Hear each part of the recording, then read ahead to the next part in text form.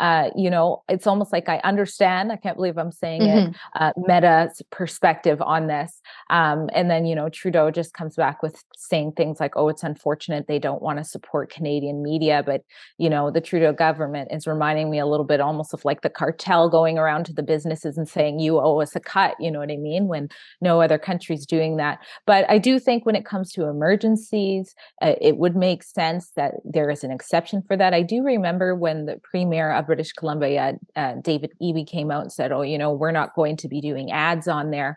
The Premier did say, except for emergency ads. So I guess, I don't know if that's even allowed. I suppose maybe Meta's saying, no, we're not even letting you guys do ads. So it is unfortunate. One thing I do want to mention about the fires as well is there was a very large fire similar to what we're seeing at this time in Kelowna as recent as 2003. Because I know, Hmm.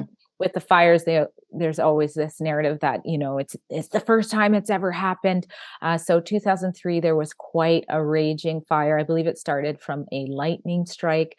And I think it was 27,000 people who were displaced. So this one that we're experiencing right now is more with the 30,000, like I said.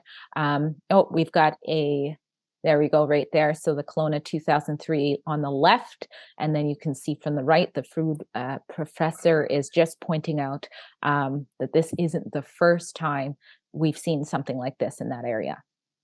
And the 2003, when I was looking up some of the statistics, they had roughly 20 hectares, I believe it was. Mhm. 20 hectares. Let me just double check that. So actually, and this is right from the city of Kelowna. Let me just share that. We can pull it up on Yeah. screen here. Because, yeah, but they say in this article, so if we can pull it up, and this comes, as I mentioned, from the city of Kelowna, 25 hectares, it looks like. 25,000, sorry, yes, 25,000, 25,000 yes. hectares of forest and Mhm. park were destroyed in that fire in 2003. And they say, the second paragraph I found kind of funny, the 1 in 100 year inferno began with a Mm, lightning strike on August 16th. So the timing is really very similar here. But they alleged at that time in 2003 that this was 1 in 100 years. And, yeah. here How we would are, they know? fast track. Yeah, a fast track 20 years later, pretty much to the date. And there's a similar fire here ravaging now. It's not out, it's still ongoing, but Right. the last known report that I had heard was that it had engulfed roughly 10,000 Yeah. hectares. So about half of what it did in the 2003 fire. And Yeah. I I think it's getting mean, close maybe to it now.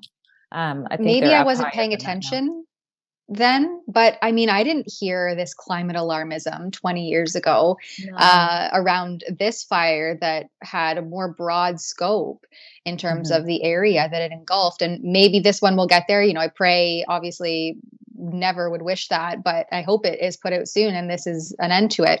Yeah. But it's funny to kind of go back and contrast the reporting from 2003 with a larger span of fire versus what's happening now in 2023. And it's Mhm. all about, the climate alarmism. And I think there was that tweet too by our former environment minister, Catherine McKenna, who's now works on the UN, I don't know, climate crisis committee or something. She is saying there, yeah, so she had this one tweet here that she talked to a friend and her anecdotal story about how the Kelowna burned down, the fire burned down his house in Kelowna. And basically she ends it there with, we all need to wake up to the climate emergency.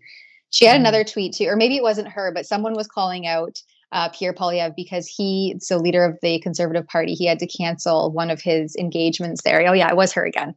Um, Of he course. sorry, that's not the one I'm referring to. But yeah, she's just putting out a string of tweets on this and basically like aiding the hysteria that this is somehow related to the climate crisis and the climate Mhm. emergency, and we all must be very afraid. Yeah. Um, and I guess let me see if I can find that tweet that I was referring to that Polyev had to cancel one of his engagements.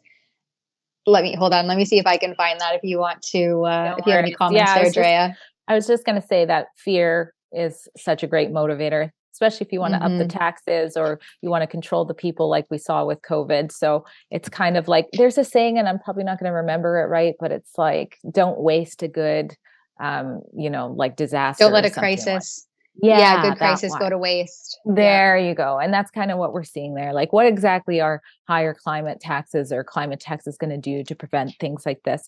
Um, and, I guess while you're looking for that, we can even throw to Prime Minister Trudeau's comments about Meta in this whole situation, since we did touch on Meta. So, this is how Trudeau is responding when it comes to Meta not backing down on not showing our news right now.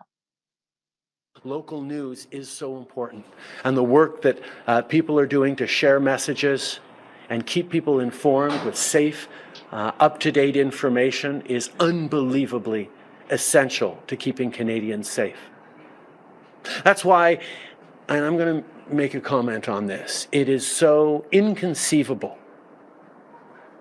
that a company like Facebook is choosing to put corporate profits ahead of ensuring that local news organizations can get up-to-date information to Canadians and reach them where Canadians spend a lot of their time, online, on social media, on Facebook. Facebook made billions of dollars in profits over the past years, including off of Canadians. And we recently passed legislation that says, Facebook, if you're going to be sharing news or work done by Canadian journalists or local news, you have to make sure they're compensated for it fairly.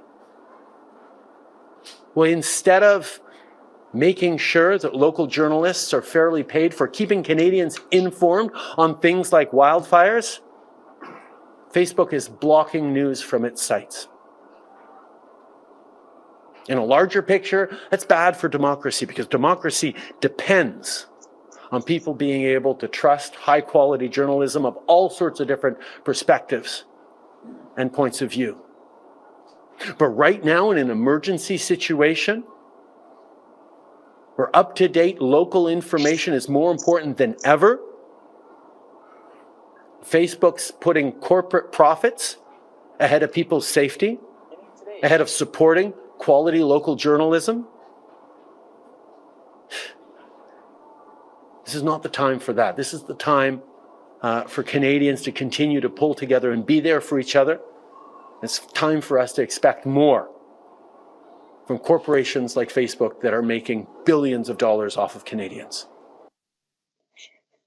It's like, the pot calling the kettle black, because it's also inconceivable that Canada has a law that's putting us in this position, whether or not it's been passed or not. Like, Trudeau's not backing down, but he just it's like the saying that we just said, never let a good crisis go to waste, because now he's like, oh, great. This can just show that Facebook's the bad guys. And let's face it, we all know that if Facebook is to fall in line with this, it's really just another way for Trudeau to give more of his state preferred media money. Certainly independent news outlets like Rebel News and True North will not be getting any money for Facebook, because Canada will not probably recognize them. So it's just, it's so frustrating. Yeah, and always he's like, and this is a direct hit on democracy.